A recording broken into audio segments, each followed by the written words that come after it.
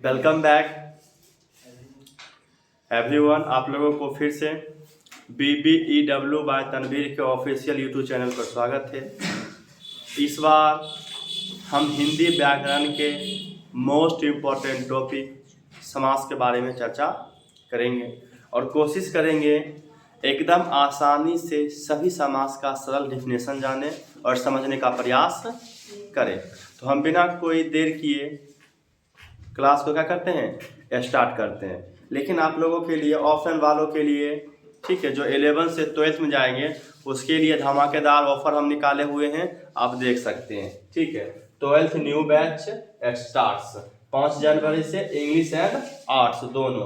प्रथम 20 स्टूडेंट को लगेगा केवल और केवल 400 रुपया पर मंथ। उसी में इंग्लिश और आर्ट्स दोनों पढ़ लेंगे और जैसे ये मेरा 20 स्टूडेंट कंप्लीट हो जाएगा तो इंग्लिश और आर्ट्स दोनों का फी हो जाएगा 800 रुपया पर मंथ। सो देर ना करें, तो चलिए ये नोटिफिकेशन आपको देना था, हम आप लोगों को दे दिए हैं। और ऑफलाइन का जो है हम स्थान आप लोग संपर्क करना चाहते हैं तो संपर्क सूत्र हम लिख देते हैं 6202615305। इस पे कॉल करके आप स्थान का पता ले सकते हैं और स्थान का हम नाम भी बता रहे हैं। वो स्थान जो है वो बनवारीपुर हाई स्कूल के सामने इंग्लिश वर्ल्ड नाम करके कोचिंग है और कुछ बैनर में आपको मिलेगा इंग्लिश वर्ल्ड आर्ट्स क्लासेस।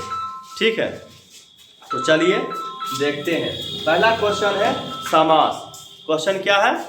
समास। समास किसे कहते हैं? समास का डेफिनेशन जानने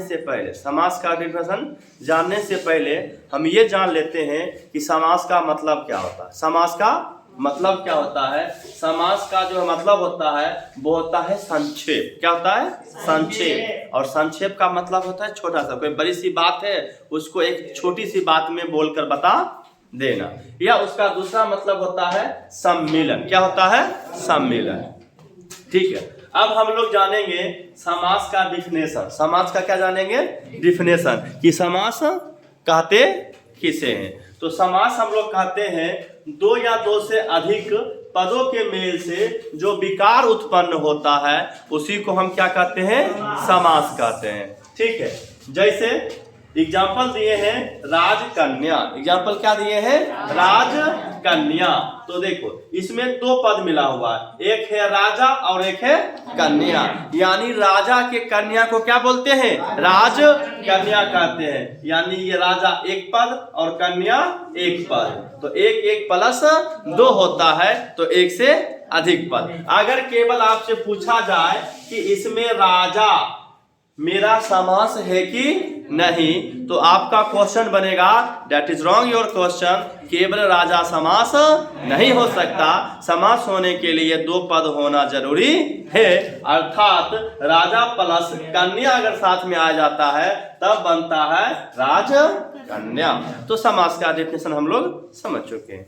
अब जो है हम लोग समास के जो है निम्नलिखित भेद होते हैं और निम्नलिखित प्रकार होते हैं। हम उसी प्रकार को लिखे हैं जो एग्जाम में बार बार पूछे जाते हैं, हमें इधर उधर की पढ़ने की जरूरत नहीं है। क्योंकि हम आप लोग को बता चुके थे कि अगर आप लोगों ने BBEW बाय तनवीर के ऑफिशियल यूट्यूब चैनल को सब्सक्राइब कर विश्वास जताया है तो मेरा भी विश्वास है कि आप लोगों के विश्वास पे उतरना और आपके बोर्ड एग्जाम में अच्छे से अच्छे मार्क्स दिलाना। और ये वीडियो 10th और 12th दोनों स्टूडेंट के लिए मान्य है और दोनों के एग्जाम में समास से अर्थात हिंदी व्याकरण से क्वेश्चन आते हैं। तो चलिए पहला हम लोग पढ़ते हैं तत्पुरुष समास। तत्पुरुष समास। अब बहुत से किताब में देखोगे बहुत सारा का डेफिनेशन दिया हुआ था। ठीक है, ये अपना मेरा शॉर्ट किया हुआ डेफिनेशन है, आपको यूट्यूब के इतिहास में कहीं नहीं मिलेगा, सर्च कर लियो। ठीक है, ठीक है, पहले देखते हैं तत्पुरुष समास कहते किसे। तत्पुरुष समास में अंतिम पद प्रधान होगा। कौन सा पद प्रधान होगा? अंतिम। यानी प्रधान का मतलब होता है अंतिम पद का वैल्यू ज्यादा होगा। प्रधान तो क्या होता है? वैल्यू ज्यादा। जैसे हमारे गांव का कोई प्रधान आदमी है तो पूरे गांव में जितना आदमी है उससे ज्यादा वैल्यू किसका होता है? प्रधान का होता है। उसी तरह कोई अगर हमें एक वाक्य दिया रहेगा समास का तो उसमें जो अंतिम पद आएगा उसका वैल्यू क्या रहेगा? ज्यादा रहेगा। किसमें? तत्पुरुष समास में। और पहला पद जो रहेगा वो संज्ञा विशेषण हो, अर्थात उसका वो क्या बताता हो, विशेषता बतलाता हो। क्या बतलाता हो, विशेषता बतलाता हो। उसी को हम क्या कहेंगे, तत्पुरुष समास। जैसे हम देखो एक एग्जांपल लिखे हैं, काम चोर, इसको हम दो भाग में तोड़ते हैं, एक लिखते हैं काम और एक लिखते हैं चोर। अब देखो काम मतलब कुछ पता चल रहा है, प्रधान है नहीं है, लेकिन देखो अंतिम पद जो है चोर, ये बहुत प्रधान है, यानी आदमी तो है, काम करता है सब, लेकिन क्या मतलब निकल रहा, कुछ मतलब नहीं निकल रहा। लेकिन चोर जैसे ही आ गया तो इस काम को और मजेदार बनाने के लिए अंतिम पद क्या कर रहा है, जोर डाल रहा है कि ये व्यक्ति कैसा है, काम चोर है। समझ में आया, अंतिम प्रधान हुआ। पहला इसकी विशेषता बतला रहा, पहला विशेषता बतला रहा है, ये व्यक्ति चोर है, काम तो करता है लेकिन क्या करता है, थोड़ा करता है, काम चोर है। तो पहला क्लियर डिफिनेशन से। दूसरा हम चलते हैं कर्मधारय समास। कर्मधारय समास, इसका डेफिनेशन होता है पहला पद और दूसरा पद दोनों आपस में संबंधित हो, यानी जितना पहला पद का वैल्यू रहेगा उतना ही वैल्यू दूसरा भी पद का रहेगा, और जब दोनों मिलेगा तब कर्मधारय पद बनेगा, अन्यथा दोनों अगर अलग अलग हो जाएगा तो दोनों का कोई मतलब नहीं निकलेगा। जैसे हम लिखे हैं नील कंठ, इसको भी तोड़ते हैं, नील जोड़ कंठ। अब बताओ नील का मतलब कुछ होता है, नील रहता तो उसका मतलब पानी होता भी है, लेकिन नील का मतलब कुछ होगा, कुछ नहीं होगा। अब पूछा जाए फिर केवल कंठ का मतलब कुछ होगा, कंठ का मतलब कुछ जानते हो तो बता सकते हो, नहीं होता। जब दोनों मिल जाएगा तब ये बना है नील कंठ। दिक्कत, दोनों के मिलने के बाद इसकी क्या बढ़ रही है, वैल्यूज बढ़ रही है, दोनों को आपस में मिलना पड़ रहा है, इसकी मजबूरी है। किसकी मजबूरी है, कर्मधारय समास का। दिक्कत। अब आते हैं तीसरा द्विगु समास। ठीक है, ये सबसे आसान है, द्विगु समास सबसे क्या है, आसान है। हम बोले हैं द्विगु समास किधर गया, कोई संख्या हो, कोई संख्या हो, यानी अगर कोई समास का सेंटेंस या शब्द शुरू हो रहा उसमें संख्या होगा। जैसे त्रिभुज, संख्या 3 आया ना, पंचभुज, संख्या 5 आया ना, पंचवटी 5 आया ना, यानी इसका स्टार्टिंग क्या होगा, किसी भी संख्या से होगा। ठीक है, तो है आसान, द्विगु समझ में आ गया। चलो अब आते हैं बहुव्रीहि। क्या आते हैं, बहुव्रीहि। तो कोई पद प्रधान नहीं हो और बाहर से आकर प्रधान बन जाए, यानी बहुव्रीहि में होता क्या है, जो शब्द दिया गया है उसका कोई वैल्यू नहीं है, लेकिन कोई शब्द बाहर से आ गया तो उसका वैल्यू को क्या कर देता है, बढ़ा देता है। जैसे अभी हम आप लोग को एक एग्जांपल दे कि अभी जो है आपके लिए हम क्या है, टीचर हैं, आप हमें जानते हैं, तो आप हमें क्या दे रहे हैं, वैल्यू दे रहे हैं। लेकिन हम उस प्लेस पे जाए जहां हमें कोई पहचाने नहीं तो हमें वैल्यू देगा, नहीं देगा। लेकिन हम वहां पहुंचने के बाद तुम लोग भी पहुंच जाओगे तो हमारी वैल्यू क्या कर जाएगी, बढ़ जाएगी, क्योंकि तुम पहले से हमें जानते हो। तुम बाहर से जा रहे हो ना, इस कोचिंग को छोड़ के जहां जिस कोचिंग पे जा रहे हैं वहां तुम पहुंचने का प्रयास कर रहे हो ना, उसी तरह बाहर से कोई वर्ड आके उसका क्या कर दे, पावर को बढ़ा दे, वैल्यू को बता दे, उसी को हम क्या कहते हैं, बहुव्रीहि। जैसे देखो लंबोदर, लंबोदर कुछ मतलब नहीं दे रहा है, लेकिन लंबोदर का जब हम अर्थ जानने का प्रयास करते हैं, कहते यार लंबोदर का मतलब क्या होता है, गणेश जी। अब गणेश भगवान का नाम आ गया है तो ये भगवान बाहर से आया ना, इसीलिए ये क्या हो गया, बहुव्रीहि। बहुव्रीहि में जो भी होगा वो बाहर से ही आएगा।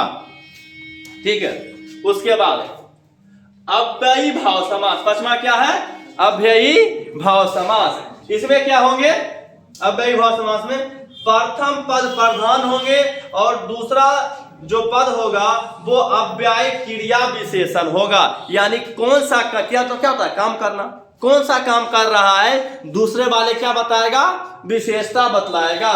जैसे यथा संभव, यथा संभव। यथा मतलब क्या होता है? बहुत। असंभव मतलब क्या होता है? इसको हम तोड़ के बताते हैं। यथा, यथा जोड़ संभव। ठीक है, देखो पहला पद प्रधान है। पहला मतलब यथा मतलब क्या होता है? बहुत ज्यादा है। लेकिन इसकी विशेषता क्या है कि इसे और कठिन मेहनत किया जाए तो ये काम भी क्या है? संभव है। विशेषता तरह काम का, ये काम भले कठिन है। जैसे बोर्ड एग्जाम में टॉप करना क्या है? बहुत कठिन, बहुत कठिन है, लेकिन असंभव नहीं है। यथासंभव है, लेकिन यथासंभव को संभव हम तभी बना सकते हैं जब उस पर हमें क्या करनी पड़ेगी?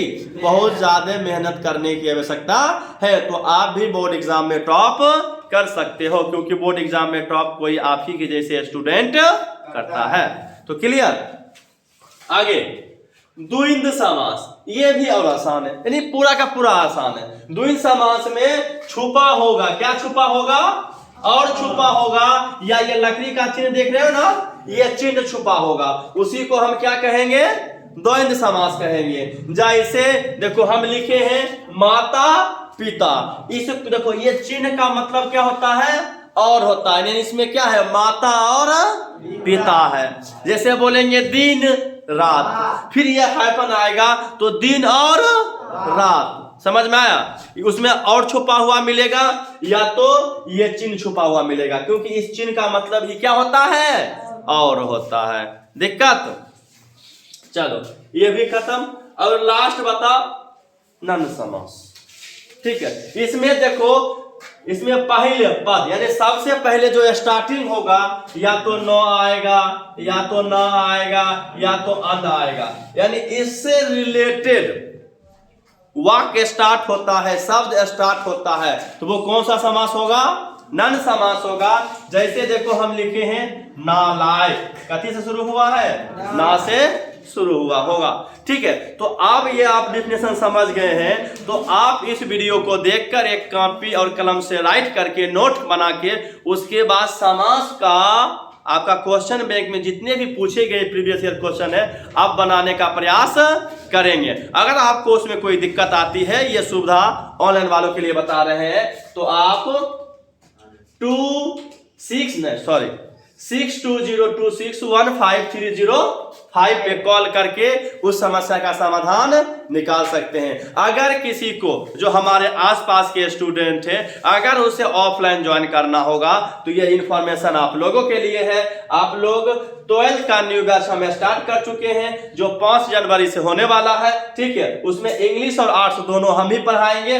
और प्रथम 20 स्टूडेंट, 1 से 20 स्टूडेंट का मंथली केवल और केवल पूरे साल का 400 रुपया पर मंथ लगेगा। और जैसे ही 20 स्टूडेंट कंप्लीट हो जाते हैं, तो आप अगर हमसे पढ़ना चाहेंगे ऑफलाइन में 20 स्टूडेंट के बाद, तो आपको कोई डिस्काउंट नहीं मिलेगी, आपको 800 रुपया पर मंथ में पढ़ना पड़ेगा। ठीक है, तो मिलते हैं अगले वीडियो में। धन्यवाद, मोस्ट वेलकम।